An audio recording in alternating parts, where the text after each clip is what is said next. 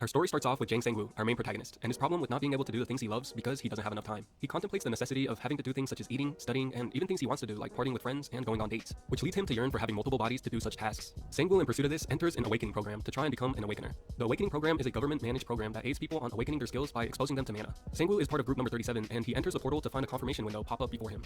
With the registration to the system complete, he is brought back to find out that his ability is cloning, something that has never been seen before but is seen as useless due to a past hunter's similar ability. With no interest in appraising his new skill to the public, he exits through the portal and heads home. But once he gets home, he decides to check out his new skill and is surprised to find that his ability not only creates a real physical body, but can do anything he tells it to do. The scene cuts off to a much skinnier Sang-woo jogging in a park. This was actually one of Sang-woo's clones, and over a course of a couple months had lost a considerable amount of weight with the help of his cloning ability. Over those months, he figured out some parameters for his cloning ability. 1. The pain and exhaustion suffered by the clones won't affect him. 2. The clone will simply disappear if the clone is damaged or uses energy beyond its limits. 3. Every time his body changes, the clone will copy his exact appearance right away. 4. He is able to give orders even when not near the clones. And finally, 5. It is not possible for the clones to use cloning. With his stats consistently increasing due to the high efficiency of his clones, Sang-woo is in need of money to help him increase his ability further. With no ability to give his clones an order that he hasn't experienced before, he has to pick up a part-time delivery and drop-off job to aid his insufficient funds. Through this job, Sang-woo is also given another part-time job of tutoring one of his coworkers' daughters. With the plan of having his clones do the delivery and drop-off job, he happily accepts the less labor-intensive job. With his tutoring job going well and his clones helping him with the other work, Sang-woo resolves to become a hunter because of their ability to make an absurd amount of money. The profession known as hunter was made due to the result of an incident called the Great Disaster. This event spawned in portals, and monsters poured out of them, resulting in nearly half of the population dying. And 23 years after the disaster, the profession still stands, and so Sang-woo goes to the hunter center to get a hunting license.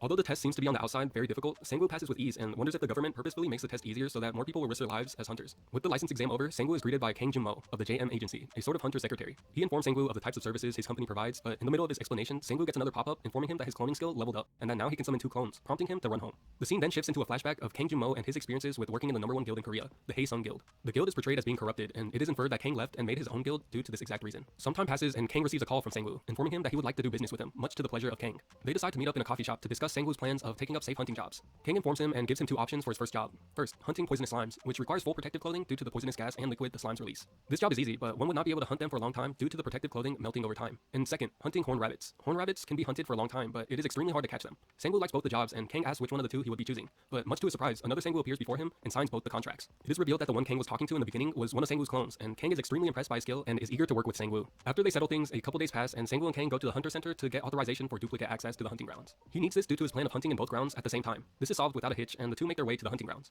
But as they're on their way, Kang's former boss, the Haesung's guildmaster named Shin, interrupts them and starts berating them. Sang-woo sticks up for the both of them and prompts the guildmaster to threaten Sang-woo. But right when things were about to get messy, the guildmaster's secretary takes him away, essentially saving Sang-woo. After this, Sang-woo and Kang talk on their way to the hunting grounds, and it is revealed that due to the spite of Kang leaving the Haesung guild, the guildmaster had sabotaged and created terrible rumors so that Kang's new agency would not get any hunters. Time goes by, and the scene shifts to Sang-woo finishing up in the slime hunting grounds, with a half a tank of slime he collected in a couple hours. After talking to Kang about how challenging it is to hunt the slimes for a long duration of time, he sends one of his clones to the hunting grounds to take over. Afterwards, they head over to the horned rabbit hunting grounds, where Sang-woo has to rent equipment such as guns and ammunition to hunt the rabbits. One horned rabbit is equivalent to 1 tank of slime liquid. With his expectations high and his morale even higher, he begins to hunt the rabbits. But much to his dismay, after 3 hours and wasting all of his ammo, he couldn't even get 1 horned rabbit. With his head hung, he decides to leave another one of his clones in the rabbit hunting grounds and heads home. Once he gets home, he contemplates how he needs to get a lot stronger, recalling his run-in with the Haesung guildmaster. He drifts off to sleep, and a day passes. The scene cuts off to Kang talking over the phone with a distressed slime hunting ground manager. The manager informs Kang that his contracted hunter has been hunting slimes for a whole 24 hours, filling up all the bins full of slime liquid, all without stopping, prompting Kang to immediately make his way over. While on the phone with Sang-woo to order his clone to stop hunting slimes, Sang-woo also informs him about his other clone and how they need help with the horned rabbits. It turns out the other clone had hunted a total of 200 horned rabbits in the course of one night, something never seen before, instantly making Sang-woo famous on the internet. After Sang-woo's clone hunted over 200 horned rabbits, his clone is offered many guild invitations but doesn't talk to any of the recruiters, causing them to swarm even more. After this continues for a while, the real Sang-woo secretly appears and gives his clone more ammunition to hunt even more horned rabbits, causing the crowd to go even more rampant. The scene then shifts to Sang-woo in the middle of his tutoring job, spacing out thinking how surprisingly useful the clones actually are. He realizes how his clones are very machine-like in the fact that they don't hesitate at all, and how they also have inhuman concentration on the tasks at hand. His daydream is interrupted by Sang-woo's student, Miss Hae-young. She asks what Sang-woo was thinking about so intently, and he has to break the news to her that he recently became a hunter. She's really impressed and, surprisingly enough, asks Sang-woo if he knows the recent hunter all over the internet, nicknamed the God of Aim, which funnily enough turns out to be Sang-woo's clone, with Hae-young none the wiser to that fact. They converse some more, and they end up making a promise to go to the hunting grounds together if Hae-young can get good enough grades to get into college, ending the tutoring session there. After the session, Sang-woo heads over to the rabbit hunting grounds, where he meets both Kang and one of his clones. The corpse collection for the horned rabbits is going underway, and Kang shares his amazement of how many corpse collection personnel he had to hire to transport the 200 hunted rabbits. But just as they're enjoying the benefits of the hunt, a hostile hunter approaches them demanding payment. He is upset about how Sang-woo's clone essentially took all of his prey and demands absurd compensation. Although things seem to be hopeless in regards to handling the situation, Sang-woo thinks of a foolproof plan. He purposefully aggravates the hunter and cleverly makes him punch one of his clones, getting it all on video, threatening to use it to ruin his reputation.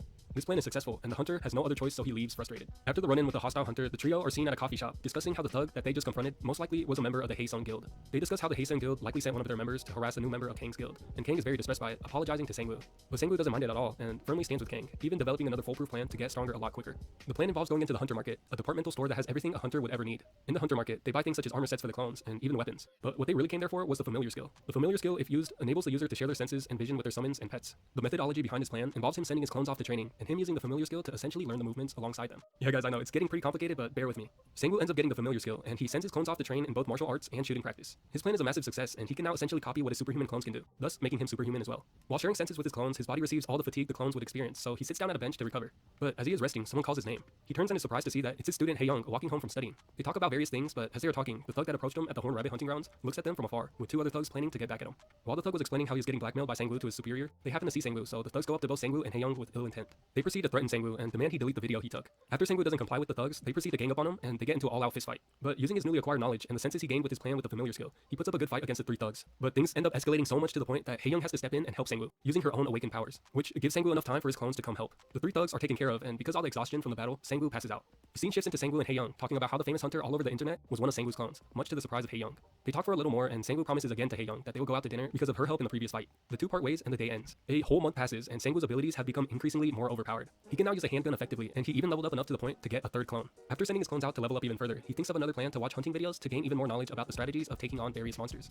After the clones are done working out, and Sang-woo gained a substantial amount of knowledge on the different types of monsters found in dungeons, he meets up with Kang to send his three clones into three separate hunting grounds, all at the same time. All the while he stays home and works on a technique called mana breathing to further his familiar ability use. He ends up getting a meditation skill, something that is not what he was looking for. The scene shifts suddenly to a terrifying mutated fish monster who recently got done killing everyone in a party, presumably where one of his clones would go hunting. Like guys, when I tell you this thing is terrifying, I'm not kidding. The hunting is going well with the other clones, and Sang-woo uses his familiar ability and his new knowledge he gained from watching the hunting videos to effectively hunt the lesser monsters of the dungeon. Things are going well until he realizes he hadn't been picking up any of the monster corpses that his clones had been hunting. So understandably chasing the money, he orders his clones to go retrace their steps and pick them back up.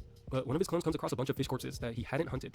This is odd because the corpses were slaughtered in a very grotesque way, something no regular hunter could do. And then something horrifying happens. His clone proceeds to find a severed human arm, which shifts the whole atmosphere completely. Just as Sang-woo was processing what had happened, the fish monster that was mentioned before murders his clone, breaking the link of the familiar skill, resulting in Sang-woo to jolt back in pain, stunned. He frantically orders all of his clones to come to the fish monster hunting grounds to face this mutated fish monster. The fish monster is called a fishman, and it isn't supposed to be in this low-level dungeon, being a rank D threat, something even a full party of E-class hunters can't hunt. Kang immediately goes to call the authorities to close the hunting grounds, but Sang-woo sends his clones in to fight it, seeing how they can't just sit and wait for it to kill more people. The clones go into the dungeon with Sang-woo overseeing everything using his familiar skill. They find the fishman eating dead corpses, but this gives them an opportunity to attack first. Sang-woo is confident his clones can kill it in one go and orders his clones to shoot it, but the bullets bounce off of the monster, only managing to piss it off. After the bullets bounce off of the fish monster, the monster proceeds to attack both of Sang-woo's remaining clones. The fishman is wielding a sort of magical sword, allowing the monster to get stronger by absorbing blood. Sang-woo notices that although the bullets bounced off of it, one bullet actually left a slight wound, prompting him to order his clones to aim for that specific spot. The clones and the fishman have an intense fight with both parties receiving significant injuries. The fishman, after receiving too many attacks to handle, collapses over with Sang-woo being happy it's over.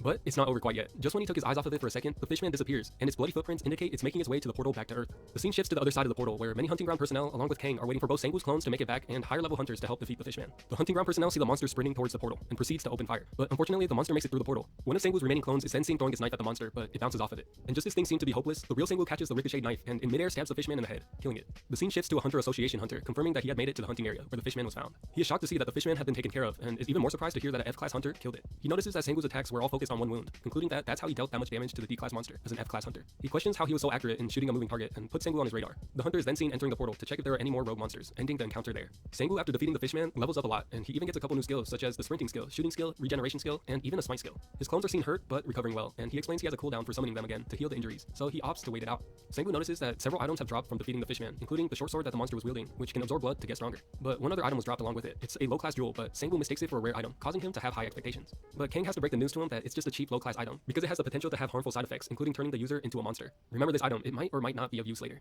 After talking with Kang, he heads home with his two hurt clones, and ends up summoning his third clone again, and orders it to keep exercising while the others are resting. Sang-woo, after cleaning himself up, opens up the short sword he acquired from the fish monster, and suddenly remembers what Kang had to say about how it might be a curse item similar to the jewel. He orders his clone to pick it up for safety, and finds out through his familiar ability that it indeed has a curse on it, which prompts the user to kill and give it more blood. But this isn't much of a concern for Sang-woo, because his clones don't get affected by the curse. After things settle down again, he works on his mana breathing skill some more, and recollects how he has to go back to school tomorrow. The scene shifts into Sang-woo walking down the hallways of his university, heading off to class. He finally remembers how he doesn't have many friends because no one had talked to him up until then, but once he enters the classroom, he ends up meeting one of his gym buddies, Kim Kyung-do. They banter a little bit, and they notice that everyone in the class is whispering how much Sang-woo had changed, and some even want to go on blind dates with him. Lucky dude. Sang-woo doesn't really believe he changed too much, and asks him if he really changed that drastically, which Kim responds, "I bet your parents won't even recognize you," which reminds Sang-woo that he was planning to go back home soon. They talk a little bit after, and Kim invites Sang-woo over to drink with the boys, but Sang-woo refuses, explaining how he had a prior engagement, much to the disappointment of Kim. The scene shifts again to and Kim invites Sang-woo over to drink with the boys, but Sang-woo refuses, explaining how he had a prior engagement, much to the disappointment of Kim. The scene shifts again to the World Hunter Association headquarters, where they explain how an oracle has predicted a disaster, which involves the creation of a portal and an invasion of hundreds of monsters onto Earth. They further detail that the event might happen in the next couple days, and the suspected location was South Korea. The terrible thing is the monsters that are expected to come out of it are up to A rank, which means the whole of South Korea can be devastated if they don't evacuate soon. To put it into perspective, the highest rank the military can fight off is D rank, so hunters are the only option they have to fight this disaster. Thus, a meeting calling all the biggest guilds in the country has been created. Park Won-tae is the guildmaster for the rank number 3 guild in the country, and he is seen talking with Han Mi-ho, the guildmaster for the Yellow Guild. The Yellow Guild is the rank number 6 guild in the country, and they're seen walking to the meeting room. They make their way in the meeting to find the person we all hate, the rank 1 guildmaster in the country, Shin Hae-sung. Shin proceeds to provoke and berate Park Won-tae about their guild's apparent failed hunting mission, prompting everyone in the room to feel uncomfortable. The tension is broken by the association leader, starting the meeting about the disaster. The association leader explains the situation, and every one of the guildmasters voices their concerns over the lack of personnel for this disaster, especially having to cover the entirety of South Korea. Park Won-tae, in the midst of the arguments, proposes a foolproof plan, involving having each guild prepare a team of hunters that can be dispatched right away in case of the disaster happening in their area. With that in place, when the disaster happens, the guilds will gather in that location and concentrate their manpower there. And as a failsafe, he explains how any guild not wanting to participate will face severe punishment. Everyone votes in favor of Park's plan, and the meeting ends. Sang-woo is seen getting done with his classes and is happy at how fast it went by. But as he is walking home, he encounters a student, Hae-young, explaining to a stranger that wanted her number that she had a boyfriend. Hae-young sees Sang-woo coincidentally walking by and uses this opportunity to pretend like Sang-woo is her boyfriend, much to the disgust of Sang-woo. The plan works, and a few minutes pass, and the scene shifts to Sang-woo and Hae-young talking about why she was there in the first place. But just as they're bantering back and forth, Sang-woo gets a message from Kang, informing him that his payment for hunting the fishman came in. He sees 50 million won in his bank account, about $40,000, and tells Hae-young that they're going to eat good tonight. He fulfills their promise to go out to dinner from earlier, and they head to a Korean barbecue restaurant. They eat a lot of expensive beef at the restaurant, and they seem to be having a good time. But just as things seem too good to be true, suddenly all the electronic devices, including their phones and the restaurant's TVs, shows an emergency broadcast notice, advising everyone about the upcoming monster invasion, prompting everyone to evacuate immediately. 3 of Sang-woo's friends, including Kim from before, are seen walking by the same Korean barbecue place that Sang-woo and Hae-young were in. They're seen expressing their disappointment about how Sang-woo skipped out hanging out with the boys for possibly hanging out with a girl. But funnily enough, their concerns come true, and they see Sang-woo with Hae-young and are furious, calling him a traitor. But just as they were complaining, their phones also blow up about the monster invasion. They don't seem too concerned about it, and they end up meeting Sang-woo and Hae-young, exchanging formalities. Sang-woo anxiously orders all of them to go home, and he sees that everyone around him isn't taking this as seriously as he is. Through this concern, after all of his friends go home, he gives Kang a call, and Kang gives him all the details of the event, confirming Sang-woo's overly cautious concerns. Sang-woo expresses his frustration at how the association is handling the situation, not making this invasion notice as serious as it really is. Kang explains that this might be due to the fact that there will be a huge economic impact if their country is on full lockdown for a long duration of time, and the association would not want to be blamed for taking people out of employment, seeing that if they issue a light warning, they won't be held liable for their deaths. This rightfully does not sit well with Sang-woo, and Kang also explains that every hunting ground will also be under lockdown, so Sang-woo will not be able to hunt for a while, prompting Sang-woo to go meet up with his family like he planned to do before. He gathers all of his now recovered clones and heads home, where his mom, dad, and sister are. He makes it to his parents' apartment and rings on their doorbell, recalling how it really has been 3 months since he last seen them. His mom opens the door, and much to the prediction of Kim Young-do, all of his family members don't recognize him in the slightest. They take a second to get used to his drastic change, and the family all see that he had brought some friends with him. But Sang-woo has to explain to them that they're not necessarily friends, but they're his clones. So he has to explain everything about how he had become an awakened hunter. His mom voices her concerns about the dangers of being a hunter, and he reassures her that there's no danger due to the nature of his skill. Sang-woo also voices his concerns about the upcoming monster invasion, and asks why they didn't evacuate to the shelters already. His dad explains that he still has to work to provide for the family, and they can't necessarily afford to stay at the shelter, believing that it isn't that serious. But deep down, Sang-woo knows of the severity of this monster invasion, and so to compromise, he decides to stay with them for the time being. The family proceeds to have dinner, and Sang-woo brings out the leftover expensive Korean beef he got at the restaurant, much to the surprise of his family. He is happy hanging out and eating dinner with his family again, and thinks to himself that he should have visited sooner, seeing their hospitality. But just as they were about to start eating, the building explodes. Sang-woo opens his eyes after blacking out and sees his whole family slumped out on the floor. In a daze, he sees that the apartment is in shambles, and he sees a horrific number of monsters pouring out of the portal that happened to spawn right next to his house. Sang-woo opens his eyes after blacking out and sees a gaping hole in his apartment. He is left paralyzed in fear as he witnesses hordes of monsters pouring out of the portals that subsequently spawned next to his apartment. He sees a monster charging up for an attack that's aimed straight at his apartment, and finally comes to his senses. But the attack still lands. He screams out for his family members, but they are still on the ground, unresponsive. He sees that although the attack did indeed make contact, one of his clones shielded the whole family from the blast, saving the family but dying in the process. He notes that one of his 2 remaining clones is severely injured, stating how he is very much lacking in manpower. Sang-woo's family slowly come to their senses, and Sang-woo orders them all to pack and get ready to go to the emergency shelter. The carnage outside is atrocious, with monsters killing everyone on the street. They make their way down to their car to reach the shelters, but they find that the monsters devastated everything, and being a 2-kilometer trip to the shelter, they don't have any other choice but to go through the underground tunnels located under their apartments. On their way, they see a person underneath some rubble, caused by a D-class monster called a troll. He is seen screaming for help, and when Sang-woo and his dad see this, his dad rationalizes with Sang-woo, saying that they have to worry about themselves and that they're in no situation where they can help someone else. But Sang-woo can't just stand there and watch a person get killed, so he tells one of his clones to protect the family and orders his family to go to the shelters without him. With the obligation of being a hunter, he takes one of his clones with him and goes to rescue the man. As he is engaging with the troll, an ominous-looking monster is portrayed looking at Sang-woo fighting, mimicking the way he talks. The scene shifts back to Sang-woo fighting the troll with a baseball bat, and he orders his clone to use a newly acquired short sword along with the cursed jewel. The clone ingests the cursed jewel, and much to Sang-woo's surprise and Kang's warning, the clone turns into a monster. Sang-woo was startled so much at this sight that he even questions if he's still on his side. The clone's stats increase, and Sang-woo also gets those stat benefits, but luckily for him, he doesn't turn into a monster himself. The fight continues, and the monster clone inflicts a lot of damage. But unfortunately, the troll has a very powerful regen ability, and no matter how much damage Sang-woo and his clones do, the troll always recovers. But Sang-woo has a plan. He orders his clone to cut the troll's legs as to make him fall over, and once the troll fell, Sang-woo shot it in the eye, impairing its vision. Once the troll had lost its sight, he uses his newly acquired strike skill and his baseball bat to blow the troll's head off. The plan works, and they defeat the troll. Sang-woo celebrates and even cracks jokes, but after he looks around the devastated town, he is quickly brought back to reality. The scene shifts over to the hunters of the Red Fire Guild, the rank 9 guild in Korea, and the Scorpion Guild, the 7th rank guild in Korea.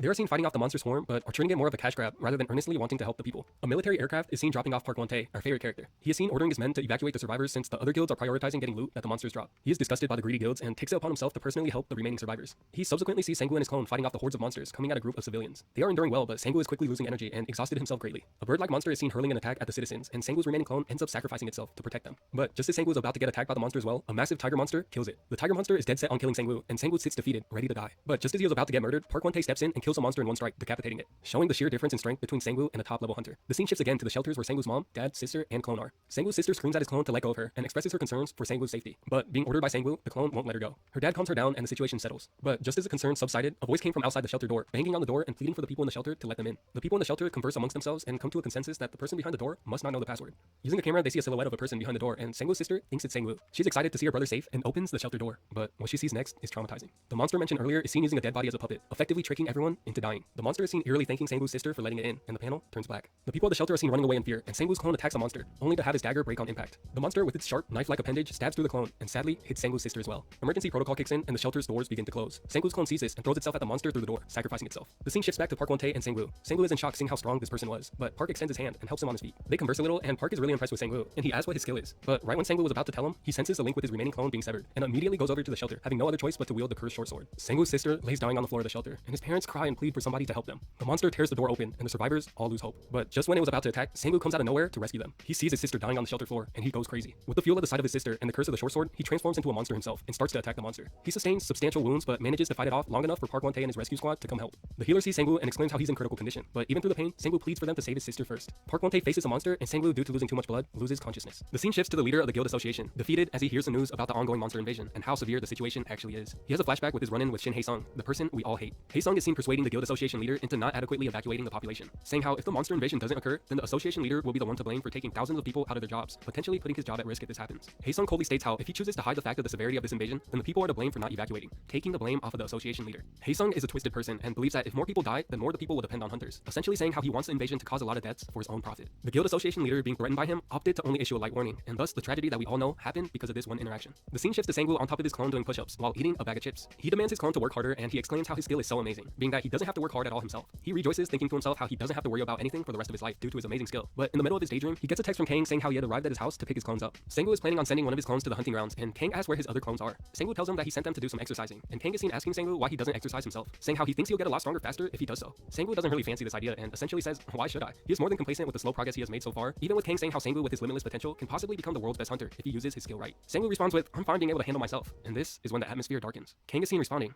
so this is how you ended up like this. And suddenly, Sengu's fatal wound opens up, and blood shoots everywhere, while Kang stares at him with a demonic, sunken look in his eyes. Sengu, terrified, turns around and sees his whole family with the same dead look in their eyes. They ask why he became a hunter if he isn't capable of saving his own family. Sengu, traumatized, screams at the top of his lungs, and he suddenly wakes up in a hospital bed covered in cold sweat, this thankfully only being a nightmare. After realizing his situation, he is met with Park Won-tae by his bedside, saying how he's lucky to be alive because of how deep the wound actually was. Sengu thanks Park Won-tae for saving him once again, and he says it's nothing. Park explains how there's a lot of things he wants to talk about with Sengu, but now isn't the right time. His mom and dad are seen rushing into his room crying, and Park makes his leave. His parents fill him into the details of what happened after him losing consciousness, and it is revealed he had been in a coma for 4 days. During that time, the monster invasion was thankfully contained, and only lower level monsters remain. Sengu suddenly remembers his sister, and he asks everyone in the room if she's alright, but no one looks him in the eyes. It is sadly revealed that Sengu's sister was infected with a mana-absorbing virus, something that can't be cured. The nature of this virus makes it so healing magic doesn't work on it, and the only thing that can keep her alive is supplying her with a steady stream of mana, leaving her bedridden. The doctor does say there might be a chance to cure her, but it will be impossible with the resources Sengu currently has. Sengu, seeing this, falls into guilt. He is seen kicking himself for putting his own chivalrous sense of duty before his own family, and he blames himself for this incident. He is seen saying to himself, if only he had the ability to save everyone, and if only he worked a little harder, this all would have never happened. The scene shifts to Sengu, defeated, laying on a hospital bed. Suddenly, his student Hae-young is seen stopping by with a get well soon present, and they talk about the monster invasion. Sengu, after a while, explains how he's planning on quitting school, much to the surprise of Hae-young. He shares what happened with his sister, and explains how he can no longer teach Hae-young as well. She reluctantly thanks him for everything he had done up to that point, and putting on a smile to hide her heartbreak, the scene turns black.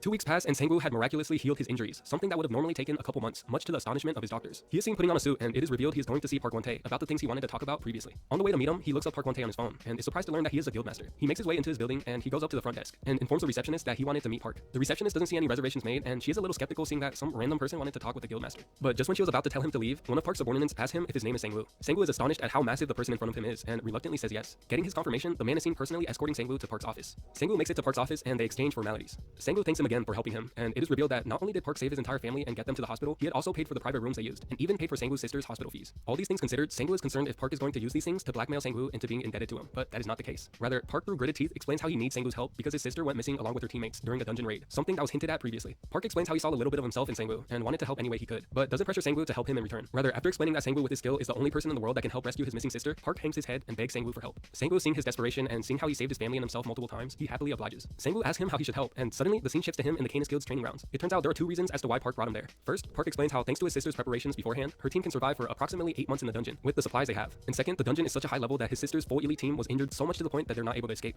So Park's plan is to personally train Sang-woo to get stronger so that he and his clones can help his sister and her team to escape. The first day of training starts and the scene shifts over to Kang. Kang, having not seen or talked to Sang-woo in a while, is nervously looking at his phone in hopes of some word from him. But right on cue, he suddenly hears a voice from behind, and it turns out to be Sang-woo. Kang is shocked to find Sang-woo all beaten up and injured due to the training with Park. They fill each other in with what happened since the last time they met, and Sang-woo explains the situation with his sister and the virus, and how he plans to help Park in return for his kindness. Kang voices his concerns for his health, but Sang-woo reassures him, and the day passes. The second day of training ensues, and Sang-woo brings one of his clones in hopes of changing the outcome of the training. But to no avail. He and his clone are seen injured and walking home with their heads hung. Another day passes, and he brings 2 clones, but the outcome is still the same. Yet another day passes, and he brings 3 clones, and funnily, the results are still the same. Fed up with constantly losing no matter how many of his clones he brings, he is seen talking with Kang about acquiring a certain item for his clones. The next day of training ensues, and Sang-woo is seen going to the training grounds, but with something up his sleeve. It is revealed that he had given his clones more cursed jewels and turned them all into monsters. The added status effects are applied to Sang-woo as well, but without the risk of him becoming a monster himself. He orders his clones to attack Park, and an all-out battle ensues. Park Won-tae actually handles the monsterized clones well due to the fact that their accuracy had fell significantly as a side effect of gaining more strength. Although Sang-woo can't really compare to Park, Park actually is impressed with his effort and sees a noticeable change in strength since the first time they started training. Here, Sang-woo goes into a monologue about how he isn't just getting stronger for the mission that Park had given. Rather, he wanted to get stronger to fight the helplessness he felt during the monster invasion, when he had to entrust his family's lives to someone else. Resolving to never have that happen ever again, he trains extremely hard every day for the next 6 months straight, with Park as his training partner. The scene shifts to the Sinsol Dong Station hunting ground, where a hunter from a party is getting beaten by members of the Silver Moon Guild for using the hunting ground without their permission. The Silver Moon Guild is a corrupt and vile guild, and even though the party that is getting beaten has a hunting license, they still say they control the grounds. The guild is so powerful that the guard station at the grounds has to turn a blind eye to this discrimination. Here, we see Sang-woo coming to the hunting grounds, and he just so happens to see this unfair treatment happening. The Silver Moon leader confronts Sang-woo and actually throws a punch at him with no warning, but Sang-woo catches the punch as if it was nothing. Sang-woo throws a quick punch back at the thug, and he collapses in one hit. His guild members seeing this all gang up on Sang-woo, all of which are using lethal weapons. They get into a huge fight, and it's ugly. With Sang-woo's clones helping him, he beats the guild with ease, and the people that he saved watch in disbelief. The scene shifts to Kang and Park Won-tae meeting about something they wanted to talk in person about. Kang hands Park a confidential document, and it's revealed it's about Sang-woo. The document shows how insane Sang-woo has been training, and it's shown that his stats are 19 times the amount they used to be, on top of tons of new skills he had gained from the 6-month time period. Park Won-tae is awestruck seeing his explosive growth, and he projects that Sang-woo might become an A-rank hunter in the near future. Seeing this massive leap in his stats, he wants his sister's Team 1 rescue mission to commence. The scene shifts back to the hunting grounds, and here we're met with a familiar face, the thug that Sang-woo had beat up during the horn rabbit hunting incident. He is seen picking up the jewels that had dropped from the monsters in the dungeon, and he does this to try and pay off his debt to the Silver Moon Guild. Sang-woo sees this and questions him, asking what he is doing. It turns out that the D-class monsters in this dungeon sometimes fight each other, resulting in them dropping jewels, thus lower rank hunters can pick them up and sell them, without the need to fight the monsters directly. Seeing that Sang-woo had defeated the entirety of the Silver Moon Guild, he tells the thug to leave the dungeon in exchange for giving Sang-woo the jewels he had collected. The thug angrily makes his way out of the hunting grounds, and Sang-woo proceeds to feed the bag full of jewels to one of his clones. Seeing how this is a great opportunity to level up his clones, he resolves to hunt some of the monsters himself. And here we're met with a person running for their lives from a C-rank monster called the Abomination. This person's name is Kim Yu-yeon, and they're a Silver Moon Guild laborer. Tripping and falling, Kim is left powerless as the monster hurls an attack at them. But just when the attack was going to land, Sang-woo comes out of nowhere and pulls Kim out of the way, saving them. Sang-woo is seen asking Kim many questions and doesn't really seem worried about the C-rank monster right in front of him. Kim doesn't answer the questions, being too distressed by the life or death situation, but Sang-woo's monsterized clone is seen fighting the monster off. Kim, being really confused by the situation and not knowing what to do, tries to run away, but Sang-woo stops him again. But just as things started to look safe, his monsterized clone is seen being defeated by the C-rank monster. Sang-woo surprisingly doesn't seem scared at all, and is actually just disappointed and a little annoyed in his clone for not finishing the job. He goes up to the monster and pulls out his cursed short sword, fighting the urge of becoming a monster himself. But he faces a monster and kills it in one hit, showing the sheer amount of power Sang-woo had gained through his training with Park. Kim is again left in awe as Sang-woo sheathes his sword. Sang-woo's clone, though, lays dying on the ground as the wound on his shoulder is too deep to heal. But just as Sang-woo was going to give up on him, Kim hands Sang-woo a mysterious vial of liquid. Kim says to Sang-woo that this medicine can help him live a little longer, but says to not blame them for what would happen after. The strange vial full of green liquid has skulls all over it, and Sang-woo is skeptical, but ends up giving it to his clone, seeing how he has no other choice. Miraculously, the clone's huge gash heals in an instant, and Sang-woo is astonished. But Kim doesn't seem too thrilled, and here it is revealed that Kim has a poison skill, and although the vial of liquid saved his clone's life for now, the side effect is that it takes a person's life energy, and eventually will kill his clone in the future. Having revealed their skill to Sang-woo, they demand Sang-woo to share his. Kim has never met somebody that can have monster-like pets, and also the ability to defeat C-class monsters on their own, piquing Kim's interest. Kim is sure that Sang-woo is a high-ranking hunter, but Sang-woo explains how he's only an E-class hunter, much to the bewilderment of Kim.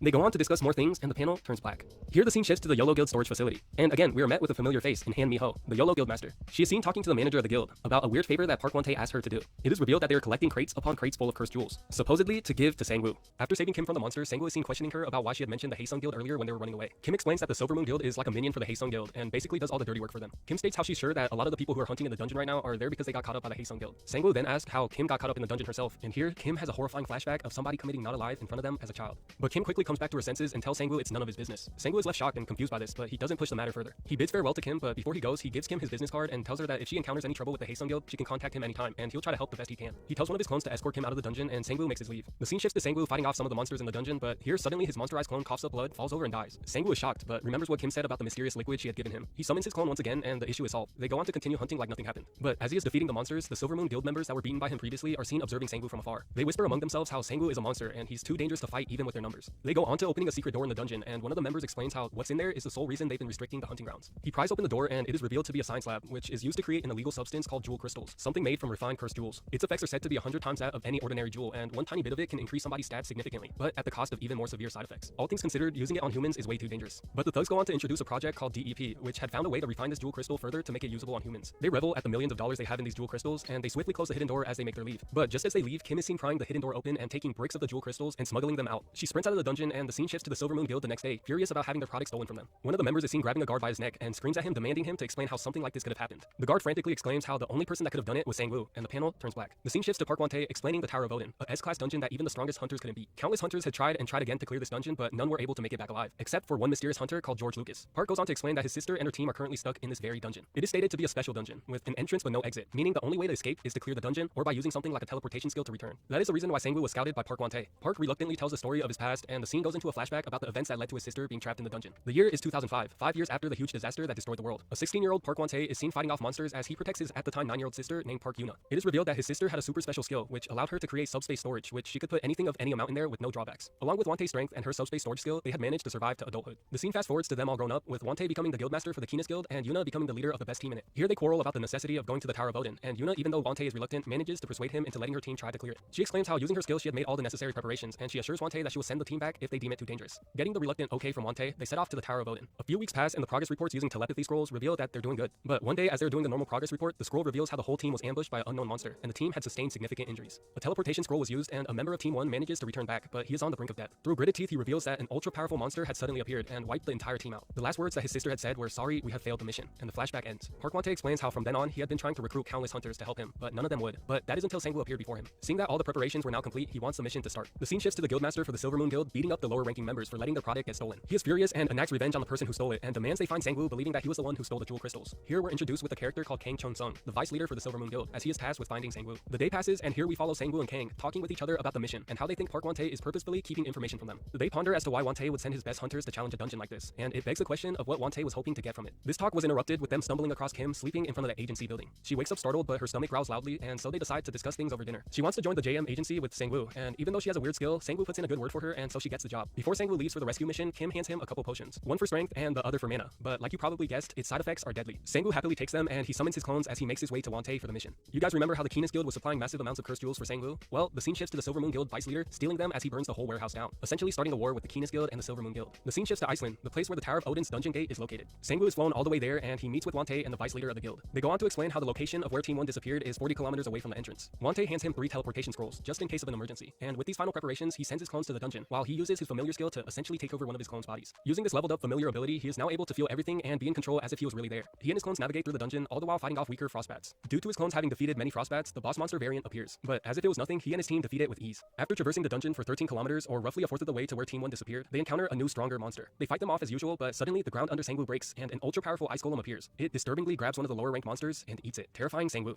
After the ice golem eats one of the lower-ranked monsters, it sets its sights for Sangwoo and his clones. They manage to dodge its attacks, and they try to damage it themselves, but their magic bullets don't even leave a scratch on it. Sangwoo suddenly remembers Park Won-tae's instructions in the event of coming across this very monster. Park had explained that the only way to kill a golem is by destroying its core, but in the middle of his thought, one of his clones that had a teleportation scroll on him gets crushed and killed by the golem. Sangwoo, seeing this, is horrified, but he suddenly has an epiphany and runs at the monster as it is about to eat his clone. Sangwoo throws something in the golem's mouth as it bites down, and he sits down panting as he explains what he did. He had taken the teleportation scroll that his clone had and used it as his clone got eaten, thus teleporting the golem's core and killing it. After killing the golem, he finally levels up, and now he can summon 7 clones. He tells his clones to keep moving, and the scene turns black. Here the scene shifts to a familiar face, and it's the thug from before talking to the bigger meatball thug that Sangwoo had beat up. The smaller thug is seen explaining how he had been caught up by the Silver Moon Guild, and the bigger one is impressed at how he managed to survive their grasp. Hesitantly, he explains how he had got some help, but doesn't mention he got it from Sangwoo. The bigger thug is confused, so he doesn't push the matter further. But in the middle of their conversation, a loud banging comes from their door. The bigger thug answers the door, and someone punches him in the face without warning. It's Kang Chung-sung, the vice leader of the Silver Moon Guild, and he demands to know who attacked his guild members previously. He smirks as he tells the thug that he is the third person he is asking, and explains how the 2 previous people he had asked said they didn't know anything, as he shows his bloody brass knuckles. The meatball thug lunges at Kang with a punch, but he catches it easily, and he laughs as he beats his face in. Seeing how the bigger thug is on the brink of death, the smaller one finally steps in and goes on his knees and begs for their lives, stating how he knows who did it. Kang brushes his hair back, and with a maniacal smile tells his group that he had told them beating them up would lead to something good. The scene shifts back to Sangwoo and his clones inching towards where Team 1 had disappeared. Sangwoo comments how it's weird how they haven't seen a monster in a while, but there are multiple dead bodies on the floor. Sangwoo tells his clones to look for any traces of battle by the assault team, but suddenly one of his clones stabs something near Sangwoo. A monster had materialized before Sangwoo and had used an invisibility skill in an attempt to ambush him. Fortunately, one of Sangwoo's clones had intervened just in time to save him from certain death. Thousands of these monsters appear all at once, and and proceed to attack Sangwoo and his clones. They fight them off, and Sangwoo is astonished at how his clones are able to fight the invisible monsters. Since he can't fight the monsters himself, he lets his clone take over and monologues how he's still lacking in power. The scene shifts to inside the subdimension where the Keenest Guild team captain and her team are stuck. They are seen with dead, hopeless eyes as they wonder if the rescue team will come for them today. It's been so long that she can't bring herself to say to the group to have some hope as she looks outside for her daily check. She opens a small window to see, and she is shocked to hear fighting going on outside. Meanwhile, Sangwoo and his clones are fighting the horde of monsters off, but his team had sustained many small injuries and it's starting to pile up. He sees a subdimension window being formed in front of him, and being too overwhelmed by the monster horde, he orders his clones to make a beeline to the window. The team leader on the other side of the subdimension can't believe what she's seeing, and she informs her team about the group approaching, which prompts all of them to watch in disbelief. They see Sangwoo and his clones running full speed at the subdimension, and they all panic as he is bringing all the monsters with him. As he is running for his life, he proudly announces how he is there to rescue them, so he pleads for them to save him first. Seeing this, they all support him and use their various powers to safely bring Sangwoo into the subdimension. Sangwoo, out of breath, thanks them for saving him and declares he's the rescue team for Team 1, and the team all look in disbelief seeing how this out-of-shape person was sent by Park. They ask him many questions, and they inquire about the Four Eyes that almost died from the last episode, and Sangwoo responds he's doing well, but he hasn't woken up yet. Before they ask any questions, he tells them that they need to get out of there now, and they should use the teleportation scroll so they can go home. But instead of being happy, they all hang their heads, and the team leader bowing her head pleads Sangwoo to help them one last time. They go on to explain that one of their teammates had died during the mission, and that they can't bring themselves to leave her body in the dungeon. Sangwoo asks what happened, and they explain that they got ambushed by the same monsters Sangwoo had faced earlier, and their teammate that happened to be their healer got taken out first, which prompted them to panic and hide in the subdimension. But unfortunately, one of the invisible monsters had snuck in and stabbed the four-eyed dude, which explains why he was on the brink of death. Sangwoo asks where the dead body is, and it is revealed that her body is far away, and they would need to fight those monsters again in order to retrieve it. Seeing how they had all waited 6 months in the subdimension to retrieve their dead teammate's corpse, he grits his teeth and agrees to help, but under 2 conditions. He explains how since he was tasked with saving them specifically, if he sees any chance of failing, he's going to get them all out. And second, he only wants his clones to take care of it. The Team 1 members all disagree and deem it too dangerous and insist that they help as well. But Sangwoo reassures them and explains how they're not actually real people, but they're his clones. The scene shifts to Kang's office where a horrific scene commences. The vice leader for the Silver Moon Guild is seen beating Kang for information. He demands to know who the person is that took their goods, and he proceeds to grab Kang's arm. Kang grits his teeth and tells him to F off, and so the vice leader breaks his arm, causing Kang to scream horrifically in pain. One of his minions interrupts and shows him a document he had found about the person he was looking for. The document showed Sangwoo, along with all his information. He smiles as he orders his men to go to his address. Kang in pain questions why they're after Sangwoo, and the vice leader explains that Sangwoo not only beat up his men, but also stole their jewel crystals, which we know he didn't steal. He orders his men to go to his address, and they take the injured Kang as a hostage. Kim so happens to see all of this go down, and she panics, seeing how Sangwoo is being blamed for her actions. Seeing that she has to do something, she resolves to stop them. The scene shifts back to Sangwoo and Team 1. He outlines how he and his clones will handle the retrieving of the body, to which the team leader adamantly rejects, deeming it too dangerous. But Sangwoo reassures her and explains how his cloning ability was made for this. His plan consists of taking half of his clones to retrieve the body, and the other half to use the teleportation scrolls to escape. The team leader cautions Sangwoo and explains how the monsters they face when they aren't fighting will stand still for days to wait for their target, and that the monsters that he had lured may still be standing near the subdimension gate. He reassures her again, and he and his clones set off. Just like the team leader had predicted, the invisible monsters attack Sangwoo the second he leaves the gate, but he and his clones fight them off well. They get within meters of the body, but suddenly one of his clones gets attacked from the back, and Sangwoo realizes that he is now surrounded by the horde of monsters. Seeing that it's now or never, he opens one of the potions that Kim had given him, and he downs the entire bottle. He feels a surge of power course through his body, and he uses this to hurl a powerful magic bullet at the crowd of monsters. Clearing the path, he orders his clones to retrieve the body. Feeling the side effects of the potion taking effect, he screams at his clones to run as he aggroes the monsters. His clones successfully make it back to the gate, and here the other half of the clones rip apart the teleportation scroll to teleport the squad back. He says see you on the other side as he tips his hat and he explodes. The scene shifts back to Park Won-tae as they see the teleportation scroll opening from their side. Seeing this, he grits his teeth, recollecting about the time Sung Tae, the dude with the glasses, came out on the brink of death. He trembles thinking about the possibility of his sister meeting the same fate, but he slowly opens his eyes to find his sister right in front of him. Seeing that she made it back safe, he can't keep himself together as he weeps and hugs his sister, causing her to burst into tears as well. After some time passes, Park and his sister are seen going up to Sangwoo and bowing their heads. Sangwoo, startled, tells them to raise their heads, but Park is adamant and promises him that if he's ever in trouble, he and the Keenest Guild will help them in any way they can. Sangwoo tries to hand back an extra teleportation scroll that they didn't use, but he insists that he keeps it. But Sangwoo says he can't accept something so valuable and ultimately hands it back to him. Before the two siblings make their leave, Park's sister is in disbelief due to Sangwoo's skill, and she can't fathom how she was talking with a clone all this time, thinking full well it was a real person. They make it out of the Tower of Odin, and Sangwoo and Park are seen talking about what will happen from here on out. And they talk about how Park is going to be busy with a multitude of things, including preparing for the funeral for his lost guild member. Suddenly, Sangwoo's phone rings, and since his phone was without service in the dungeon, once he stepped out, all of his messages started to flood in. But amongst these messages, he sees one from Kim that leaves him stunned. She had explained how the Silver Moon Guild had ransacked the agency and had taken Kang with them as a hostage. She also had sent the location of where they're at currently. Sangwoo, seeing this, is filled with anger and reveals what happened to Park. Hearing this, Park pulls out the teleportation scroll from before and hands it to Sangwoo, ordering him to use it. Sangwoo is hesitant, but Park reassures him, saying how he made a promise to support him, and this is how he's going to fulfill it. The scene shifts to Kim as she is in the middle of infiltrating the Silver Moon Guild. She is seen hiding behind a wall as she frustratingly wonders why Sangwoo hasn't replied to her urgent messages. Suddenly, she's grabbed by the neck by one of the Silver Moon Guild members. He demands to know who she is and why she's there. But before the thug can say another word, Sangwoo appears out of nowhere using the scroll, and he goes crazy. He grabs the thug that was questioning Kim and chokes him while demanding to know where Kang is. Filled with so much rage, he almost kills the thug, but Kim steps in demanding Sangwoo to let go, saying she knows where Kang is. She explains that they had taken Kang to a storage facility, but there are guards outside protecting it. Sangwoo, hearing this, orders her to wait there and says it won't take long. The scene shifts to inside the storage facility where Kang is being held hostage. The thugs are seen conversing amongst themselves until a loud noise interrupts them. A giant hole is made in one of the storage facility walls, and Sangwoo appears before them, demanding to know if they're from the Silver Moon Guild. No one answers him, but the vice leader scoffs and orders his men to attack him. Kang, seeing how Sangwoo is going to face a 1v6, desperately tells him to run away. But seeing the injured Kang, Sangwoo is filled with anger. He tells Kang to hold on a little longer and makes clear how he's going to do the same thing they did to him back to them. One of the thugs tries to surprise attack him and swings a baseball bat at his head, but Sangwoo elbows him in the jaw, grabs his arm, and breaks it in half, leaving him screaming in pain. Seeing this, another thug charges at him, but Sangwoo dodges him easily, grabs him, and snaps his arm also. He proceeds to absolutely destroy another two thugs, shattering their arms in half as well. The vice leader, seeing all this go down, isn't even a slight bit scared, but simply disappointed in his men. He proposes to Sangwoo that he won't step in question if he tells him where he hid the crystals, even telling him he'll let both Kang and him go if he does. But seeing how Sang-woo didn't steal anything, he is left confused and gets even more angry. He makes it clear how the guild has already crossed the line and it won't end peacefully from here on out. The vice leader scoffs once again and tells him he's seen his documents, including his stats and his awakened ability. He laughs hysterically, believing that his cloning skill is useless and that judging from his stats, he's a C-class hunter at best. Sang-woo glares at him and replies, okay, then you can test them out and see for yourself if they're useless. His clones suddenly appear and the surrounding thugs reluctantly report to the vice leader how their men outside had already been wiped out. Even with this, the vice leader isn't worried and pulls out a dagger, using his unique skill called stealth to hide his presence. One of the thugs point out how it's the best stealth skill there is, and even the highest ranked detecting skills can't detect it. He goes on to explain that one cannot simply feel his presence or his aura, and his skill completely removes all traces of him, meaning Sang-woo won't be able to fight back. He charges at Sang-woo with the magical dagger, but Sang-woo lets out a sigh as he orders his clones to get him. The clones stop him dead in his tracks, and the vice leader is left speechless. The scene starts with Sang-woo's friends from earlier in the story going out to drink. They're having a good time until one of them mentions how even after 3 years of college, they still don't have girlfriends, which makes all of them depressed. But suddenly one of the friends brings up Sang-woo and how he just disappeared all of a sudden. They wonder why he changed his phone number, and one of them informs the group that he's still working as a hunter. The other friends are shocked by this and state how the Sang-woo they know won't even hurt a fly, and they question if he can really kill monsters with his docile personality. But the bigger friend states how they have no idea what happens to him when he's mad, and he goes on to tell a story about them in the 3rd grade. On his way back home, the friend was confronted by some gangsters that wanted to take his money. But Sang-woo happens to see this go down and attacks the thugs, only to get beat up along with his friend. It turns out Sang-woo had already gotten robbed by the same gangsters before, but did nothing about it. But when he saw his friend, he stepped in without any hesitation. The friend reiterates and states how Sang-woo is merciful when it only concerns himself, but when it's about the people around him, he snaps. The scene shifts back to the vice leader getting caught easily by Sang-woo's clones. Sang-woo orders his clones to take care of the other thugs and to take Kang to the hospital. The vice leader demands Sang-woo to reveal how he was able to see him, and Sang-woo, with a scary look in his eyes, explains to him how he just got done killing a group of monsters with the same skill as him. We see a glimpse of his stats here, and it's revealed that he had leveled up significantly due to defeating the Ice Guardians. With his clones still holding the vice leader down, Sang-woo, with all of his power, punches him in the stomach, causing him so much pain he coughs up blood. He is punched with so much force he is sent flying to the other side of the warehouse. The vice leader trembles in pain and questions in his head that the info they had on Sang-woo wasn't true at all, and that his supposedly weak clones are actually strong. He believes there's no way Sang-woo got this strong in such a short time, so he looks for answers. Here he sees a vial sticking out of Sang-woo's pocket and deduces that's what he took to get so strong this quickly. Seeing this, he smiles as he charges up for another attack. He hides his presence with his stealth skill, and he comes to a conclusion that Sang-woo and his clones can detect him because they can hear the sounds he makes and see the ripples in the air when he moves. So to combat this, he uses his feet to bounce around randomly to disrupt Sang-woo's perception. He proceeds to use this to try and surprise attack Sang-woo, but Sang-woo blocks him easily and calls him stupid, saying how he's only stirring up clouds of dust, making it easier to detect. The vice leader is injured badly, but he starts laughing, to which Sang-woo wonders if he's gone crazy. He reveals that he had taken the vial of liquid that was in Sang-woo's pocket during that interaction, and states how he knew his stats were too good to be true, believing that Sang-woo had used this liquid to get stronger. Sang-woo gives him words of advice and cautions him to not drink the potion. But the vice leader pops the lid and chugs the entire bottle. His body is instantly filled with power, and his strength stat increases significantly, so much so that with one step he almost makes the warehouse and its surroundings crumble. Sang-woo, seeing this, tells him to not blame him for what would happen next. With his strength almost doubling in power, he is impressed by the potion's effects and even makes a deal with Sang-woo, saying that if he tells him who made it, he will let him go, but only after taking 1 or 2 of his limbs off. Sang-woo notes how he only has 2 clones that can help him currently, but he says to the vice leader he'll be taking more than 1 or 2 limbs from him, making the vice leader scoff. He charges at Sang-woo, and his clones try to hold him off, but being that he became so much stronger, they're thrown across the room. The vice leader attacks Sang-woo, but he was able to barely parry the attack. The vice leader laughs once again, and here's when the story takes a dark turn. He explains how Sang-woo must not understand what he meant when he said he read his files, and states how he saw more than just his stats. The scene shifts to Sang-woo's apartment, where his mother and father are currently in. Some thugs are seen outside their apartment after they beat up a hunter that was on guard duty, and they confirm that the apartment complex in front of them was Sang-woo's, and they make their way inside. Here we see Sang-woo's parents in the middle of doing chores when a loud knocking comes from their door. His dad answers the door, but is scared to death upon opening it. The scene shifts back to the vice leader, where he laughs hysterically, explaining how with one call he could bury his entire family with ease. Sang-woo, upon hearing this, is so furious that he uses his cursed short sword to swing at the vice leader with so much force that it not only cuts his swords in half, but also cuts the entire warehouse down the middle. The vice leader is shocked by his power, but resolves to use his hands instead and dives at Sang-woo with a punch. It connects directly to Sang-woo's stomach, causing him to go through the concrete wall of the warehouse. After laying Sang-woo out, he proceeds to surprise attack his remaining 2 clones, leaving them also on the floor injured. Sang-woo trembles in pain as he grits his teeth, stating how the potion's effects are just too overwhelming. Suddenly, a familiar voice calls out to him, and it's Kim with one of Sang-woo's clones. She tries to lighten the atmosphere with a joke, but right at this time, the vice leader appears, causing Sang-woo to pull his sword out once again and orders Kim to hide. The vice leader looks at him with a disappointed look in his eyes as he questions why he still wants to fight, stating how he wasn't joking about sending his men to his address. While he's saying this, Sang-woo notes in his head that it's almost time. The vice leader picks up his phone and makes a phone call to his accomplices. He asks his men if they had arrived at Sang-woo's apartment, and if so, he orders them to cut off his parents' fingers and send them a picture, all in hopes of threatening Sang-woo. But here's when everything goes wrong for the vice leader. The arm he was holding his phone in suddenly goes limp, causing the phone to fall to the ground. He's really confused, but before he has time to process what's going on, his muscles start to fail him and he crumbles to the floor. Here, Sang-woo has a flashback about the time Kim gave him both the mana and strength potions, and how the side effects for both of them are lethal, so they should be used with caution. As noted by Kim, the strength potion would cause the person's muscles to melt, putting an explanation to the vice leader's current state. The vice leader is seen panicking as he doesn't know what's happening to his body, and here Sang-woo stands over him and says, "I told you not to drink the potion." The vice leader sees his phone next to him, still on the call, and screams at his men to hold Sang-woo's family hostage, demanding Sang-woo to stay back, and if he were to lay a finger on him, he would order his men to kill his entire family. He demands Sang-woo to give him the antidote to the potion, but this is when a voice comes from the other side of the call, and the voice states how unfortunately he has the wrong number. It is revealed that the Keenest Guild had helped Sang-woo out and had intercepted and beaten all of the Silver Moon thugs before they could reach his family. What will happen next? Well, find out in the next video. Guys, I'm sorry for the